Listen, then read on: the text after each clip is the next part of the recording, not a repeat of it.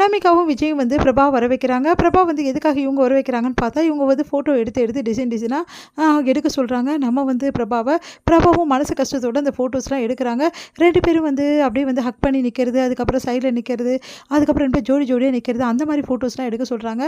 அந்த மாரி ஃபோட்டோஸ்லாம் எடுத்துட்டு மனசு கஷ்டப்பட்டு வந்து அங்கேருந்து பிரபா வந்து கிளம்புறாங்க. வீட்ல எல்லாரும் ஐஸ்வர்யாவுக்கு வந்து சீக்கிரமாவே வந்து வளகாப்பு பண்ணணும் அப்படின்னு சொல்லிட்டு, முதல்ல வந்து கோடீஸ்வரிய வந்து வீட்டுக்கு வர வைக்கணும்னு சொல்லிட்டு, கோடீஸ்வரி வீட்டுக்கு வர வைக்கிறாங்க. கோடீஸ்வரி அங்க வந்து தங்குறாங்க. இந்த சூழ்நிலையில மகா வந்து ரொம்ப வேலை வந்து பார்த்துட்ருக்காங்க. எல்லா வேலையுமே அவங்களே பார்க்குறாங்க. எல்லாரும் வந்து அவங்ககிட்ட வேலை சொல்றாங்க. வேணும்னே வந்து ஆல்ரெடி வந்து வேலை செஞ்சிருக்கவங்கள நிப்பாட்டிட்டு வந்து என்ன பண்றாங்கன்னா, ராஜலட்சுமி வந்து வேணும்னே மகா எல்லா வேலையும் மகா கிட்ட வாங்கிட்டு இருக்காங்க. மகா ஓடி ஓடி வேலை செய்றது சூர்யா வந்து கவனிச்சுட்டு இருக்காரு. இந்த சூழ்நிலையில மகா வந்து ரொம்ப இடுப்பு வலி, கை கால் வலி அப்படின்னு சொல்லிட்டு நைட்டெல்லாம் வந்து கஷ்டப்பட்டுட்டு இருக்காங்க. இதெல்லாம் பார்த்து சூர்யா வந்து ஒரு முடிவு எடுக்கிறாரு.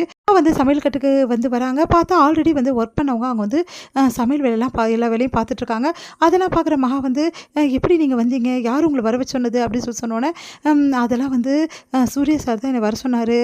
ஒன்றும் ப்ராப்ளம் இல்லை, நானே பார்த்துக்கிறேன், நீங்கள் போங்க அப்படின்னு சொல்லிடுறாங்க. மகா வந்து சரி ஓகே அப்படின்னு சொல்லிட்டு போக பார்க்குறாங்க. கரெக்டாக ராஜலட்சுமி அவங்க வராங்க. மகா நீ நில்லு அப்படின்னு சொல்கிறாங்க. உடனே வந்து மகா யோசிக்கிறாங்க. அங்கே யார் வேலை செய்கிறது அப்படின்னா, முன்னாடி வேலை செஞ்சாங்களா அவங்க தான். நான் தான் வேலையை விட்டு நிப்பாட்டிட்டேன்னா எப்படி அவங்க வந்தாங்க அப்படின்னு சொல்லிட்டு கேட்குறாங்க. நீ தான் இவ தான் வர சொன்னாலா அப்படின்னு சொல்லிட்டு அவங்களுக்கு கேட்குறாங்க. அது வந்துமா அப்படின்னு சொல்லும்போதே வந்து சித்ரா வந்துடுறாங்க. ஓ இதெல்லாம் வேறு நடக்குதா இங்கே? அவ்வளோ வந்து அக்கா அவமானப்படுத்தினாங்க. அப்போ அவ்வளோ பிரச்சனை ஆச்சு. அப்புறமா தான் அக்கா போக சொன்னாங்க வேலையை விட்டு. மறுபடியும் எதுக்கு வந்த நீ? இந்த மாதிரி பிரச்சனை படுறதுக்கு வந்திருக்கியா? உன்னை யார் வர சொன்னது அப்படின்னு சொல்லிட்டு சித்ரா வந்து ஒவ்வொரு சீன் போட்டுட்ருக்காங்க. அந்த டைமில் கரெக்டாக சூர்யா வந்து நான் தான் வர சொன்னேன் அப்படின்றாரு. ஏன் சூர்யா இப்படிலாம் பண்ண அப்படின்னோடனே, மகா எவ்வளோ தான் வேலை செய்வா, நானும் பார்த்துட்ருக்கேன், அவள் அவ்வளோ வேலை வாங்குறீங்க அவகிட்ட, எல்லாருக்கும் அவள் வேலை செஞ்சுட்டு இருந்தா என்ன ஆகுறது? தாத்தாக்கும் சரியான டேப்லெட்லாம் வந்து அவளுக்கு தான் தெரியும். அதெல்லாம் வந்து சரியாகவே அவரால் கொடுக்க முடியாமல் போயிடும். அப்புறம் அவ்வளோதான் முடிஞ்சிச்சு. அப்போ தாத்தாவையும் கவனிச்சுக்கணும்ல மகா, அதனால தான் வந்து நான் வந்து வர சொன்னேன் அப்படின்னோடனே, சரி நீ வர சொன்னது கரெக்டு தான். ஆனால் வந்து ஆல்ரெடி வந்து ஒர்க் பண்ணவங்களை ஏன் வர சொன்னேன்? நான் தான் அவளை வேலை விட்டு அனுப்பிச்சிட்டேன்ல, வேறு யாராவது வர சொல்லியிருக்கலாம்ல. அதெல்லாம் சொல்ல முடியாது. ஏன்னா இவங்களுக்கு தான் எல்லாமே தெரியும். வீட்டுக்கு யாருக்கு என்ன பிடிக்கும் என்ன பிடிக்காது எல்லாமே தெரிஞ்சு வச்சுருக்காங்க. அப்போ இவங்க தான் வந்து வர்றது தான் பெஸ்ட்டு. மகா எவ்வளோ தான் வேலை செய்வா அப்படின்னோடனே, மகாக்காக தான் இவ்வளவும் பண்ணியா? அம்மா வேணாம் சொல்லி கூட நீ இந்த மாதிரி பண்ணியிருக்க.